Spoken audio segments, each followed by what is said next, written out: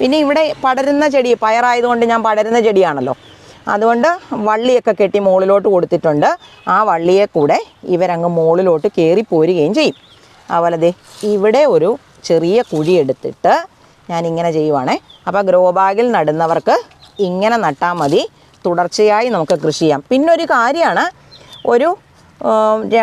എല്ലാ മാസവും പറ്റുമെങ്കിൽ കുറേശ്ശെ 1 സ്പൂണ്, 1 ടീസ്പൂൺ ആണെങ്കിലും മതി, ഒരു ടീസ്പൂൺ ആണെങ്കിലും മതി, കുമ്മായം കലക്കി ഈ തക്കാളി, വഴുതന, വെണ്ട, പാവലും ഒക്കെ ആണെങ്കിലും ആ പാത്രത്തിൻ്റെ സൈഡിൽ കൂടെ ഒഴിച്ചു കൊടുക്കണം. ചെടിയുടെ ചോട്ടിലോട്ട് കുത്തി ഒഴിക്കാൻ നിൽക്കണ്ട കേട്ടോ.